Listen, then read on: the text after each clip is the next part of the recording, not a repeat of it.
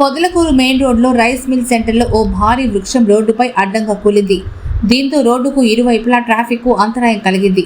అయితే చెట్టు నేల కొరిగిన సమయంలో వాహన చోదకులెవరూ అక్కడ లేకపోవడంతో పెద్ద ప్రమాదం తప్పింది. పొదలకూరు వారం రోజులుగా ఎడతెరిపి లేని వర్షం కురుస్తోంది. వర్షానికి చెట్టు బాగా నాని బరువుకి నేల కొరిగినట్టు తెలుస్తోంది. అప్రమత్తంగా ఉన్న అధికార యంత్రాంగం వెంటనే స్పందించి రోడ్డుకు అడ్డంగా ఉన్న చెట్టును తొలగించి ట్రాఫిక్ ను యథాతథంగా క్రమబద్ధీకరించారు. కాగా వెంటనే స్పందించి చెట్టును తొలగించి ట్రాఫిక్ ను క్రమబద్ధీకరించి చేసిన tahsildar Sivakrishnaiah, CI Sivaramakrishna Reddy, SI Mohammed Hanif, TDP మండల అధ్యక్షులు, స్థానికులు కృతజ్ఞతలు తెలిపారు.